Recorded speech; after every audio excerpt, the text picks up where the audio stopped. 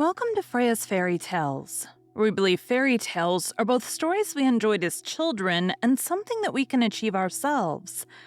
Each week, we will talk to authors about their favorite fairy tales when they were kids, and their adventure to holding their very own fairy tale in their hands. At the end of each episode, we will finish off with a fairy tale or short story read as close to the original author's version as possible. I am your host, Freya Victoria. I'm an audiobook narrator that loves reading fairy tales, novels, and bringing stories to life through narration. I'm also fascinated by talking to authors and learning about their why and how for creating their stories. We have included all of the links for today's author and our show in the show notes. Be sure to check out our website and sign up for our newsletter for the latest on the podcast. Today is part 2 of 2, where we are talking to Stormi Lewis about her novels.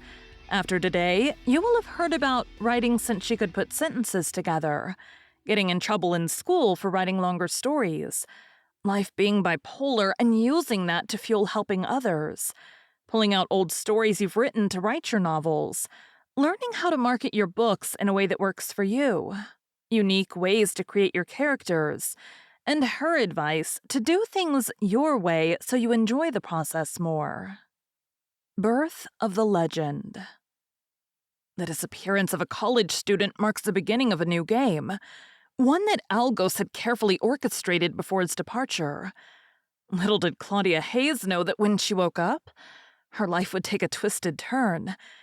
Instead of studying psychopathic serial killers, someone enhanced her to become one, the leading lady in a sick game of chaos. Clarice's father gave her everything she ever wanted in death. Or so she thought. An unknown legend is awakening, and the cost of its emergence may prove too high for Clarice to bear. Now a new player has arrived to take away everything Clarice ever wanted. She must decide whether to save her niece from being consumed by evil, or become second in command to her father's greatest creation once again. The prophecy unfolds as a raven awakens, and an intruder joins the fray in the dream realm. Sophie's losing control of her gifts. Rebecca is missing, and she's not the only one. Corbin must save the woman he's falling in love with before she falls victim to Claudia's plan of destruction. People are getting taken out in shocking and mysterious ways, and their only connection is being a part of book talk. However, a secret society known only as the Guild knows the actual truth. The legend they vowed to protect has come to life.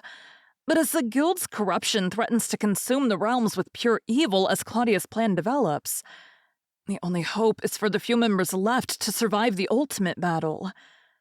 Will they find the Raven in time to save the realms? Or will the legend they were sworn to protect destroy them? The legend is now in motion, and the only question is, who will survive? And it was interesting because I was writing Dead Draw and I was stuck in how I was going to lock Algos out of the dream realm. And so my parents had gone to the funeral home, and this bedroom that she stays in, the door was closed. And I was like, okay, I have to go in there. I have to make myself go in there, and I need to do it now while they're not here. And I expected it to be like super cold and just like reek of death. But when I came in, it was just so warm. It was like being wrapped up in a hug of sunshine. And so I went and I sat. She always sat in the rocking chair over here by the window, because she liked to stare at mom's flowers and lecture the birds about not chasing the squirrels off. Yeah, she was awesome. So I sat in a recliner, and I had been in writer's block, because of everything that was going on. And that whole scene played out. And then I heard a voice of, now get to work. And I was like, you just showed it to me. So it was about Dead Draw that Nana started co-writing with me. And so now when I get stuck, I kind of ask for help. And she, sometimes we disagree with the scenes she sends me, but for the most part, she's a pretty good writer. So we just roll with that. But that was the time where I was like, okay, this this is just that's how I became writing paranormal. And I didn't know I was writing paranormal until I got on TikTok, and TikTok was like, "Oh, this is a great paranormal thriller," and I was like, "Oh, what?" And they're like, "You're writing paranormal thriller." Yeah, yeah, I am. Sure. So most of the time, TikTok tells me what I'm writing. Um, but it was going through all of that that after Dead Draw had finished was when Joshua made his joke of how many books do you have versus how many you read. And I was just being a smart aleck like I always am. And I was like, haha, guess I know who's going to die in my next book. And then he, like, in all caps, oh my God, I would love that. And so I was like, okay, one person, I can do that. And then everybody was like, me too, me too, me too. Like it got so bad. I didn't know that was a thing, first of all. And then I was like, wow, you all are sicker than I am. But which was hilarious.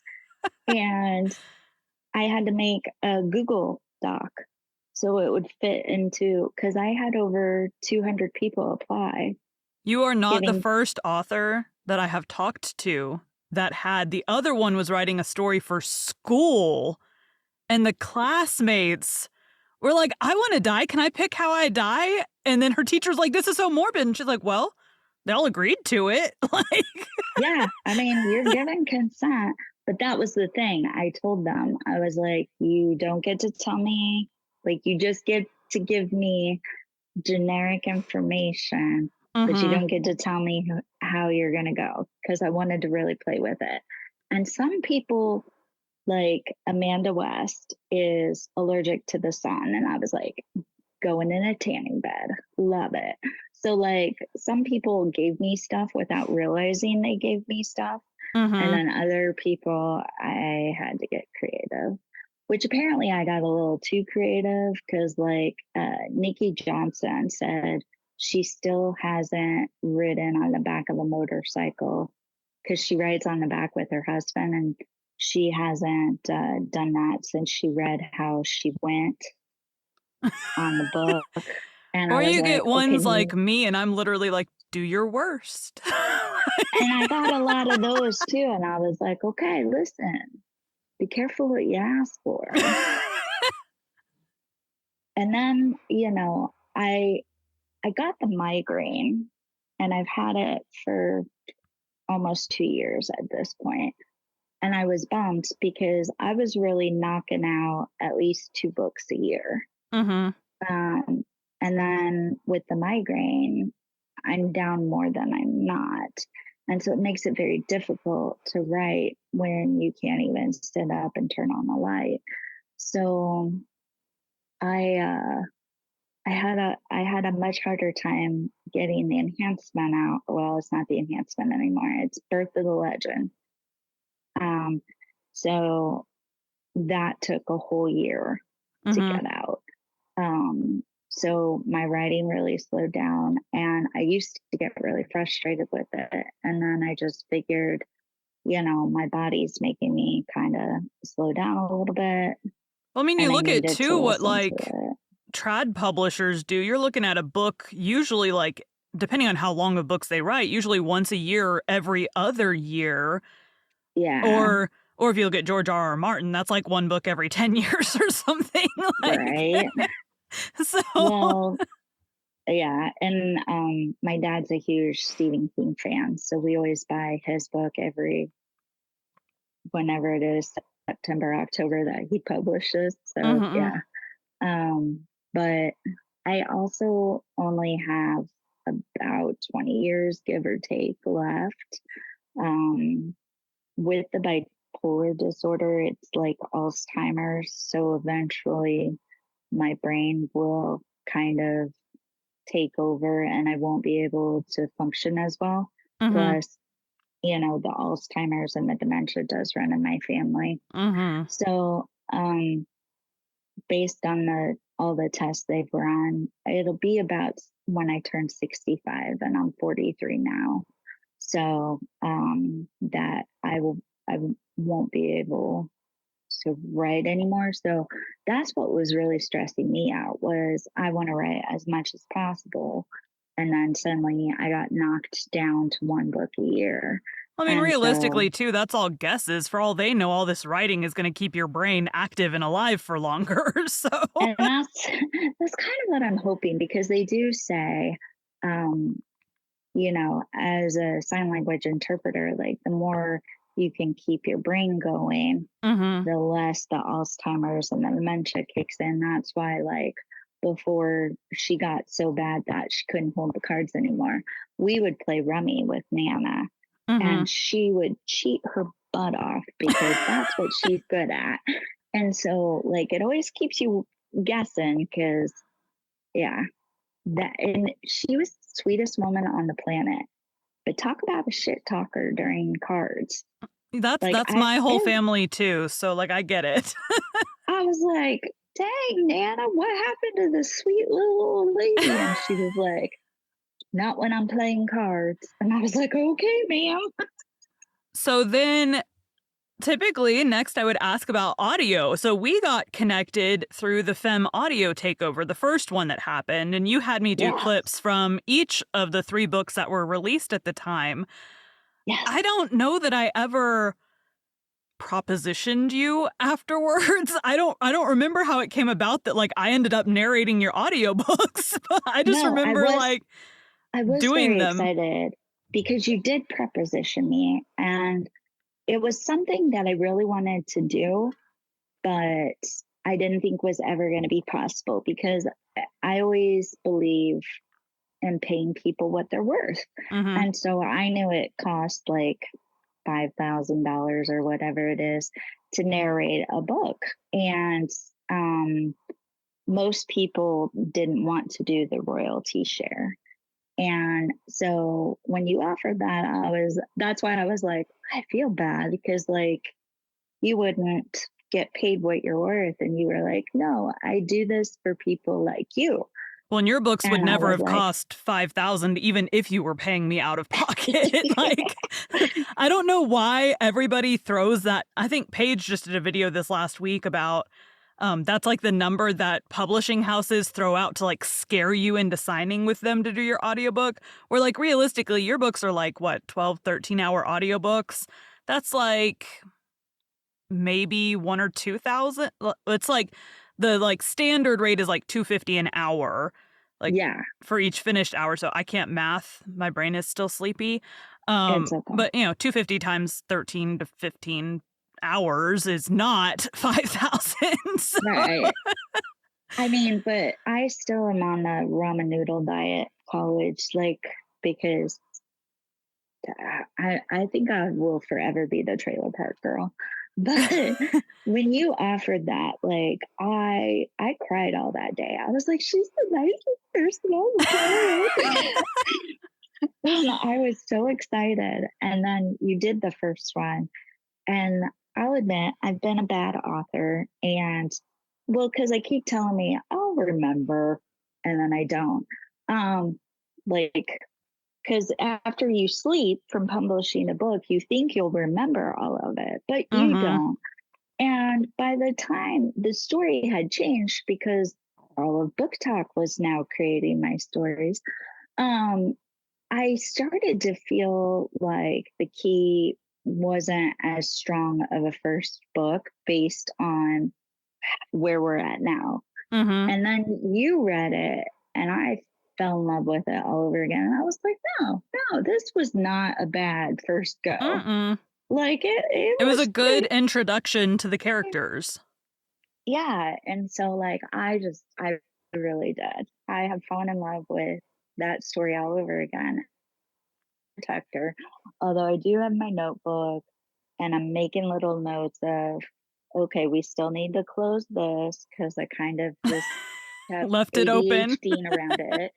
So, but for the Kickstarter that's coming that will happen in June. Mhm. Some of the stretch goals are like kind of prequel stories.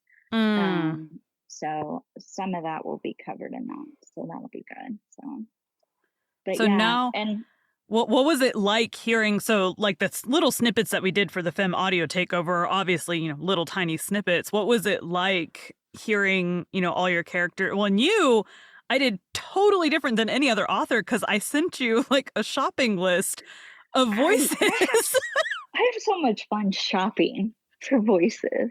But well, because we kept going back and forth, and I was like, it's hard when I always give my character, like, even when I'm reading, I hear their voices, or Mhm. it's just my head going crazy. I don't know. Either way. And so you kind of have a mindset of what they should be.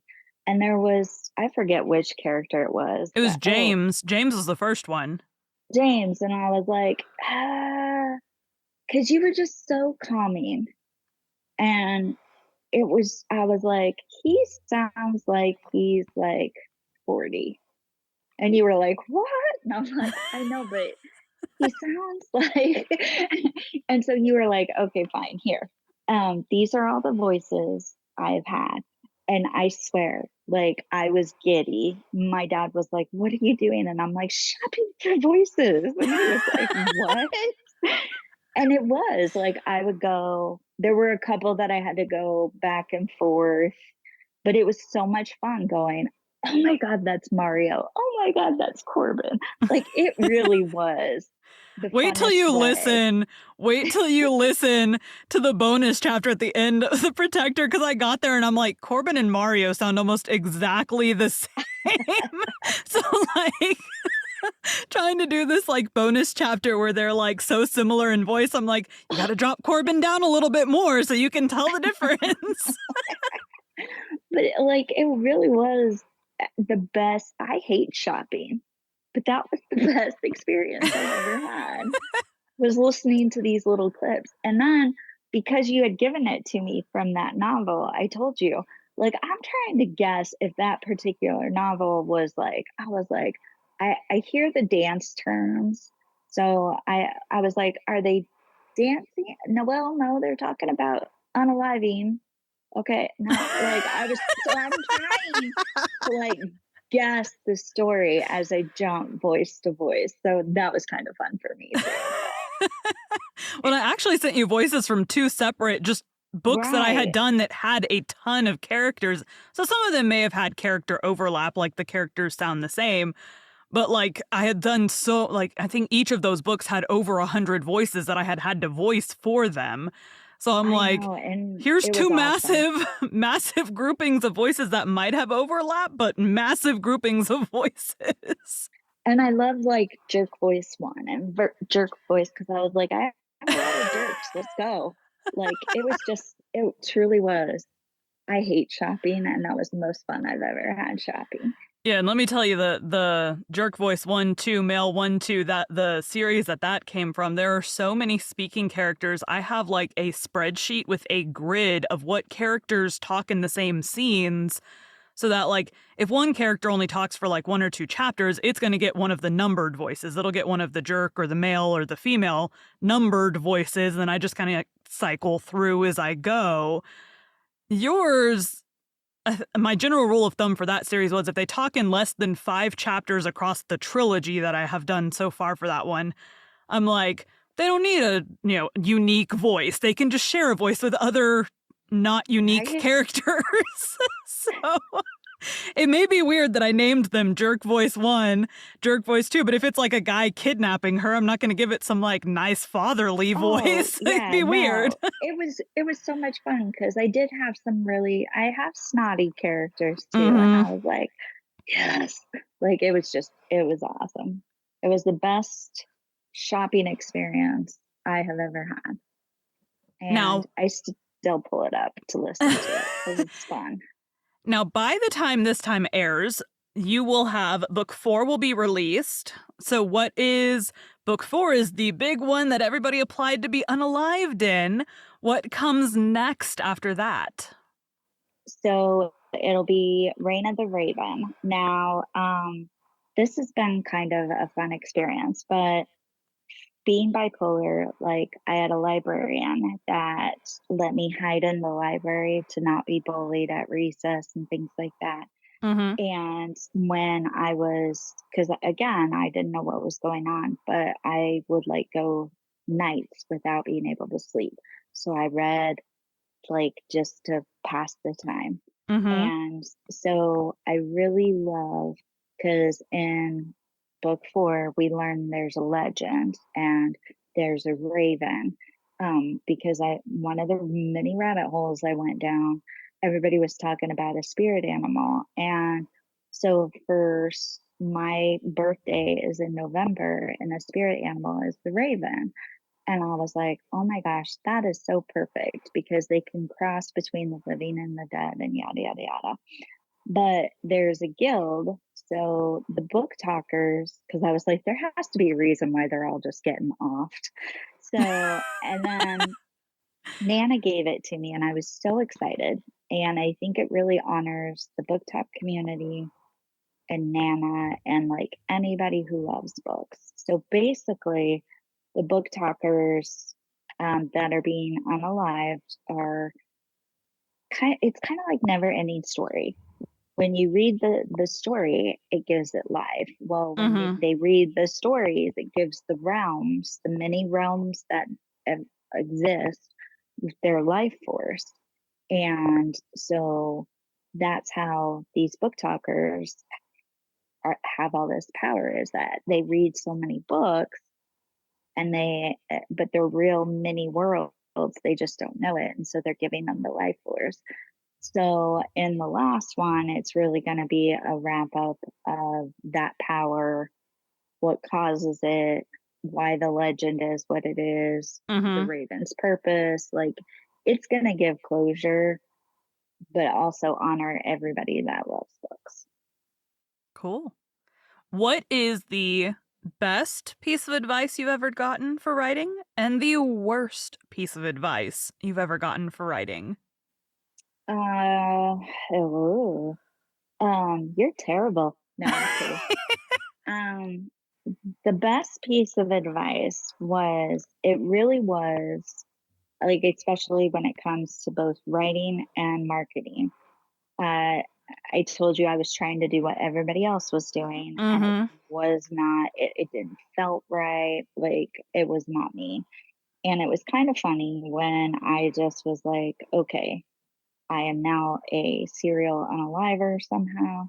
So I'm just going to have fun with it. And you know, I just do things my way. I stopped trying to be like standard Mhm. and what everybody expected. And I don't market like, I trust me, I have a marketing degree. I know the whole build up of the title. But listen, I'm the type of person that is so freaking excited. I'm like, look here, see it? Like, I have to do it the way what makes me happy, because if I'm Mhm. not happy, then it's not enjoyable. So Right. like, my TikTok videos are for nobody but me because I'm laughing my butt off going, "You're hilarious." Um, and, when I really started kind of stepping back from trying to make everybody happy and do it Mhm. standard, and I just did it my way, like Tony Bennett sings, I did, or Frank Sinatra, I did it my way. That was me. And it made it a much more enjoyable experience. And that even played in when I had the migraine. Like, Mhm. I had to give myself grace because but I was still gonna do it my way. So just, you're gonna get a lot of advice. There's a plethora of advice, and you really just have to take it and say, okay, how can I make it work for me? You might Mhm. have to think outside of the box and play a game of Clue and break book talk in the TikTok app, or but just have fun with it, because the Mhm. day it stops being fun, then it's not worth it. Right. As for the worst advice, um, pretty much anyone that says you have to have this and you have to do it this way. No, there's always another way. Like, and a lot of people get stressed out because putting a book together is very expensive. Mhm. Like, it just is. You have to pay for a cover and you have to, some people pay for editing and stuff like that. And it was very stressful trying to figure out how I was going to pay for all of it. Mhm. And when I took the opportunity to sit down and say, okay, if I wait till I have the money for all of it, Mhm. it'll never go out. And realistically, I have bought books from trad publishing that have had spelling errors in them and all this other stuff. And so it was either wait till you have the money for all of it and never share your story, or pay for what was important and do your best and just keep writing. And so I really had to switch it because Mhm. for all the people that tell you, anybody that tries to tell you how to do something and says there's no other way, you have to do this. When you hear I have to, that's terrible advice. Now, I always watch the videos because it'll either be you have to do this or they'll say, like, your book doesn't seem professional if it's like whatever. But Yeah, half the times, the things that they say make it seem unprofessional or like you're a newbie writer or whatever are right, things that I love in books. So I'm right, like, why am I going to listen to you when I like that in the books that I read? So, exactly. like, for example, you've read through like the book that I'm currently working on. The entire first chapter is mostly like her inner reminiscing about Christmas and Christmas with her family and how she's like going through these decorations and how there is like barely any dialogue in that at all, which is, according to them, a huge no for anything. Oh And I'm yeah. like, some of the books that I have loved narrating the most have been that way. Like, Oh yeah. They said traditionally publishing never start with a dream. And that's how the key starts. And I was like, well, I'm screwed anyway. Might as well have some fun. recently I saw, you don't need to start your book with the character waking up for the day. And one of my favorite ones that I've narrated, she's going, it's not real. It's not real. It's not Hmm. real. As she's like having a nightmare. So Yeah. starts with her waking up from a nightmare. So yeah, worst advice is anybody trying to tell you specifically, because your story is your story and you're gonna, Right. you, I mean, it's gonna tell you how it wants to be written regardless. It doesn't Mm-hmm. have to match anybody's but yeah, anybody that says it has to be, or you're not professional, or you're not this, you're not that, that's terrible advice. You know what? My book may not be for you, and that's okay. Exactly. I'll talk to you later. Bye. As Stormy got older, she liked Little House on the Prairie. Little House on the Prairie is an autobiographical children's novel by Laura Ingalls Wilder, published in 1935. It was the third novel published in the Little House series, continuing the story of the first, Little House in the Big Woods, but not related to the second, thus it is sometimes called the second one in the series, or the second volume of the Laura years. Since this story is not yet available in the public domain, today we'll be reading the first chapter of Oh Pioneers, a novel about an immigrant family that moves to Nebraska to become farmers. Don't forget, we're reading Les Morts d'Arthur, the story of King Arthur and of his noble knights of the Round Table on our Patreon. You can find the link in the show notes. Part 1. The Wild Land. 1. One January day 30 years ago, the little town of Hanover, anchored on a windy Nebraska tableland, was trying not to be blown away. A mist of fine snowflakes was curling and eddying about the cluster of low drab buildings huddled on the gray prairie, under a gray sky. Dwelling houses were set about haphazard on the tough prairie sod. Some of them looked as if they had been moved in overnight, and the others as if they were straying off by themselves, headed straight for the open plain. None of them had any appearance of permanence, and the howling wind blew under them as well as over them.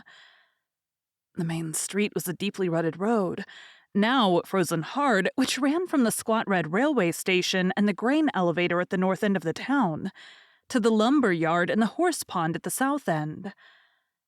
On either side of this road straggled two uneven rows of wooden buildings: the general merchandise stores, the two banks, the drugstore, the feed store, the saloon, the post office.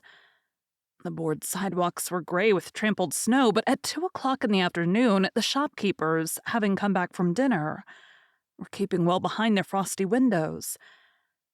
The children were all in school, and there was nobody abroad in the streets but a few rough-looking countrymen in coarse overcoats, with their long caps pulled down to their noses. Some of them had brought their wives to town, and now and then a red or plaid shawl flashed out of one store into the shelter of another. At the hitch bars along the streets, a few heavy workhorses, harnessed to farm wagons, shivered under their blankets. About the station, everything was quiet, for there would not be another train in until night. On the sidewalk in front of one of the stores sat a little Swede boy crying bitterly. He was about 5 years old. His black cloth coat was much too big for him, and made him look like a little old man. His shrunken brown flannel dress had been washed many times and left a long stretch of stocking between the hem of his skirt and the tops of his clumsy copper-toed shoes. His cap was pulled down over his ears. His nose and his chubby cheeks were chapped and red with cold. He cried quietly, and the few people who hurried by did not notice him. He was afraid to stop anyone, afraid to go into the store and ask for help. So he sat wringing his long sleeves and looking up a telegraph pole beside him, whimpering, "My kitten, oh my kitten, her will freeze." At the top of the pole crouched a shivering gray kitten, mewing faintly and clinging desperately to the wood with her claws. The boy had been left at the store while his sister went to the doctor's office, and in her absence a dog had chased his kitten up the pole. The little creature had never been so high before, and she was too frightened to move. Her master was sunk in despair.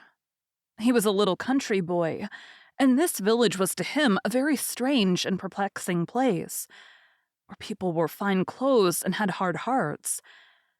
He always felt shy and awkward here, and wanted to hide behind things for fear someone might laugh at him. Just now he was too unhappy to care who laughed. At last he seemed to see a ray of hope. His sister was coming, and he got up and ran toward her in his heavy shoes. His sister was a tall, strong girl, and she walked rapidly and resolutely as if she knew exactly where she was going and what she was going to do next. She wore a man's long ulster, not as if it was an affliction, but as if it were very comfortable and belonged to her, carried it like a young soldier, and a round plush cap tied down with a thick veil. She had a serious, thoughtful face, and her clear, deep blue eyes were fixed intently on the distance, without seeming to see anything, as if she were in trouble. She did not notice the little boy until he pulled her by the coat. Then she stopped short and stooped down to wipe his wet face. "Why, Emile, I told you to stay in the store and not to come out. What is the matter with you?" "My kitten, sister, my kitten. A man put her out and a dog chased her up there." His forefinger, projecting from the sleeve of his coat, pointed up to the wretched little creature on the pole. "Oh, Emile, didn't I tell you she'd get us into trouble of some kind if you brought her? What made you tease me so? But there, I ought to have known better myself." She went to the foot of the pole and held out her arms, crying, "Kitty, kitty, kitty!" But the kitten only mewed and faintly waved its tail. Alexandra turned away decidedly.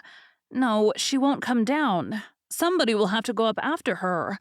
I saw the Lindstrom's wagon in town. I'll go and see if I can find Carl. Maybe he can do something. Only you must stop crying or I won't go a step. Where's your comforter? Did you leave it in the store? Never mind. Hold still till I put this on you." She unwound the brown veil from her head and tied it about his throat. A shabby little traveling man, who was just then coming out of the store on his way to the saloon, stopped and gazed stupidly at the shining mass of hair she bared when she took off her veil. 2 thick braids, pinned about her head in the German way, with a fringe of reddish-yellow curls blowing out from under her cap. He took a cigar out of his mouth and held the wet end between the fingers of his woolen glove. "My God, girl, what a head of hair!" he exclaimed, quite innocently and foolishly. She stabbed him with a glance of Amazonian fierceness and drew in her lower lip. Most unnecessary severity. It gave the little clothing drummer such a start that he actually let his cigar fall to the sidewalk and went off weakly in the teeth of the wind to the saloon. His hand was still unsteady when he took his glass from the bartender. His feeble flirtatious instincts had been crushed before, but never so mercilessly. He felt cheap and ill-used, as if someone had taken advantage of him. When a drummer had been knocking about in little drab towns and crawling across the wintry country in dirty smoking cars, was he to be blamed if when he chanced upon a fine human creature, he suddenly wished himself more of a man? While the little drummer was drinking to recover his nerve, Alexandra hurried to the drugstore as the most likely place to find Carl Lindstrom. There he was, turning over a portfolio of chromo studies which the druggist sold to the Hanover women who did china painting. Alexandra explained her predicament, and the boy followed her to the corner where Emil still sat by the pole. "I'll have to go up after her, Alexandra. I think at the depot they have some spikes I can strap on my feet. Wait a minute." Carl thrust his hands into his pockets, lowered his head, and darted up the street against the north wind. He was a tall boy of 15, slight and narrow-chested. When he came back with the spikes, Alexandra asked him what he had done with his overcoat. "I left it in the drugstore. I couldn't climb in it anyhow. Catch me if I fall, Emil," he called back as he began his ascent. Alexandra watched him anxiously. The cold was bitter enough on the ground. The kitten would not budge an inch. Carl had to go to the very top of the pole, and then had some difficulty in tearing her from her hold. When he reached the ground, he handed the cat to her tearful little master. "Now go into the store with her, Emil, and get warm." He opened the door for the child. "Wait a minute, Alexandra. Why can't I drive you as far as our place? It's getting colder every minute. Have you seen the doctor?" "Yes, he's coming over tomorrow. But he says father can't get better. Can't get well." The girl's lip trembled. She looked fixedly up the bleak street as if she were gathering her strength to face something, as if she were trying with all her might to grasp a situation, which, no matter how painful, must be met and dealt with somehow. The wind flapped the skirts over her heavy coat about her. Carl did not say anything, but she felt his sympathy. He, too, was lonely. He was a thin, frail boy with brooding dark eyes, very quiet in all his movements. There was a delicate pallor in his thin face, and his mouth was too sensitive for a boy's. The lips had already a little curl of bitterness and skepticism. The two friends stood for a few moments on the windy street corner, not speaking a word, as two travelers who have lost their way sometimes stand and admit their perplexity in silence. When Carl turned away, he said, "I'll see to your team." Alexandra went into the store to have her purchases packed in the egg boxes and to get warm before she set out on her long, cold drive. When she looked for Emil, she found him sitting on a step of the staircase that led up to the clothing and carpet department. He was playing with a little bohemian girl, Marie Tversky, who was tying her handkerchief over the kitten's head for a bonnet. Marie was a stranger in the country, having come from Omaha with her mother to visit her uncle Joe Tversky. She was a dark child with brown curly hair like a brunette doll's, a coaxing little red mouth, and round yellow-brown eyes. Everyone noticed her eyes. The brown iris had golden glints that made them look like goldstone, or in softer lights like that Colorado mineral called tiger eye.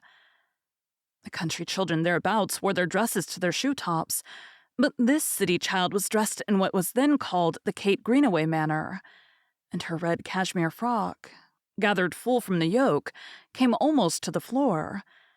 This, with her poke bonnet, gave her the look of a quaint little woman. She had a white fur tippet about her neck, and made no fussy objections when Emil fingered it admiringly. Alexandra had not the heart to take him away from so pretty a playfellow, and she let them tease the kitten together until Joe Tversky came in noisily and picked up his little niece, setting her on his shoulder for everyone to see. His children were all boys, and he adored this little creature. His cronies formed a circle about him, admiring and teasing the little girl, who took their jokes with great good nature. They were all delighted with her, for they seldom saw so pretty and carefully nurtured a child. They told her that she must choose one of them for a sweetheart, and each began pressing his suit and offering her bribes, candy and little pigs and spotted calves. She looked archly into the big brown mustached faces, smelling of spirits and tobacco. Then she ran her tiny forefinger delicately over Joe's bristly chin and said, "Here is my sweetheart." The Bohemians roared with laughter, and Marie's uncle hugged her until she cried, "Please don't, Uncle Joe, you hurt me."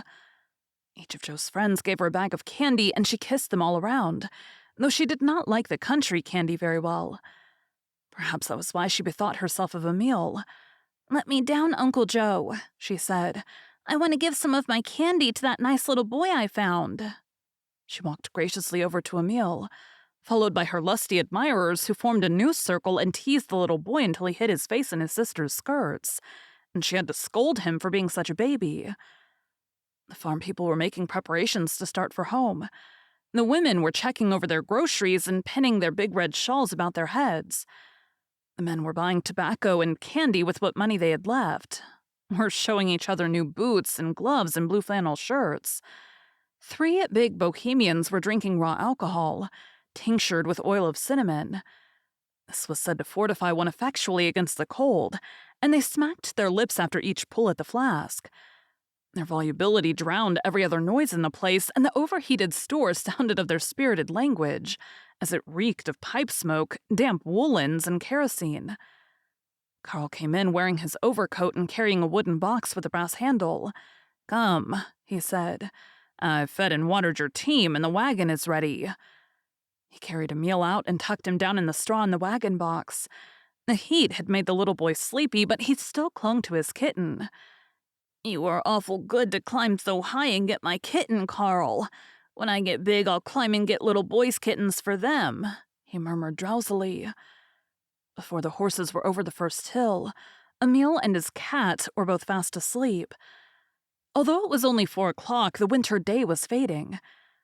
The road led southwest, toward the streak of pale, watery light that glimmered in the leaden sky. The light fell upon the 2 sad young faces that were turned mutely toward it, upon the eyes of the girl who seemed to be looking with such anguished perplexity into the future, upon the somber eyes of the boy who seemed already to be looking into the past. The little town behind them had vanished as if it had never been, had fallen behind the swell of the prairie, and the stern, frozen country received them into its bosom. The homesteads were few and far apart.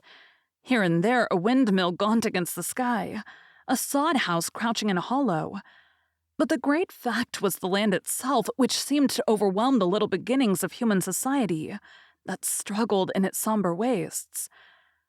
It was from facing this vast hardness that the boy's mouth had become so bitter, because he felt that men were too weak to make any mark here, that the land wanted to be let alone to preserve its own fierce strength, its peculiar, savage kind of beauty, its uninterrupted mournfulness. The wagon jolted along over the frozen road. The 2 friends had less to say to each other than usual, as if the cold had somehow penetrated to their hearts. "Did Lou and Oscar go to the Blue to cut wood today?" Carl asked. "Yes, I'm almost sorry I let them go. It's turned so cold, but Mother frets if the wood gets low." She stopped and put her hand to her forehead, brushing back her hair. "I don't know what is to become of us, Carl. If Father has to die, I don't dare to think about it. I wish we could all go with him and let the grass grow back over everything." Carl made no reply. Just ahead of them was the Norwegian graveyard, where the grass had indeed grown back over everything, shaggy and red, hiding even the wire fence. Carl realized that he was not a very helpful companion, but there was nothing he could say. "Of course," Alexandra went on, steadying her voice a little, "the boys are strong and work hard, but we've always depended so on Father that I don't see how we can go ahead. I almost feel as if there were nothing to go ahead for." "Does your father know?" "Yes, I think he does. He lies and counts on his fingers all day. I think he's trying to count up what he's leaving for us. It's a comfort to him that my chickens are laying right on through the cold weather and bringing in a little money. I wish we could keep his mind off such things, but I don't have much time to be with him now. I wonder if he'd like to have me bring my magic lantern over some evening. Alexandra turned her face toward him. Oh, Carl, have you got it? Yes, it's back there in the straw. Didn't you notice the box I was carrying? I tried it all morning in the drugstore cellar, and it worked ever so well, makes fine big pictures. What are they about? Oh, hunting pictures in Germany and Robinson Crusoe and funny pictures about cannibals. I'm going to paint some slides for it on glass out of the Hans Andersen book. Alexandra seemed actually cheered. There is often a good deal of the child left in people who have had to grow up too soon. Do bring it over, Carl. I can hardly wait to see it, and I'm sure it will please Father. Are the pictures colored? Then I know he'll like them. He likes the calendars I get him in town. I wish I could get more. You must leave me here, mustn't you? It's been nice to have company. Carl stopped the horses and looked dubiously up at the black sky. It's pretty dark. Of course, the horses will take you home, but I think I'd better light your lantern in case you should need it. He gave her the reins and climbed back into the wagon box, where he crouched down and made a tent of his overcoat. After a dozen trials, he succeeded in lighting the lantern, which he placed in front of Alexandra, half covering it with a blanket so that the light would not shine in her eyes. Now wait until I find my box. Yes, here it is. Good night, Alexandra. Try not to worry. Carl sprang to the ground and ran off across the fields toward the Lindstrom homestead. Ooh-hoo! He called back as he disappeared over a ridge and dropped into a sand gully. The wind answered him like an echo. Hoo-hoo. Alexandra drove off alone. The rattle of her wagon was lost in the howling of the wind. But her lantern, held firmly between her feet, made a moving point of light along the highway, going deeper and deeper into the dark country. Thank you for joining Freya's Fairy Tales. Be sure to come back next week for Emily's journey to holding her own fairy tale in her hands, and to hear one of her favorite fairy tales.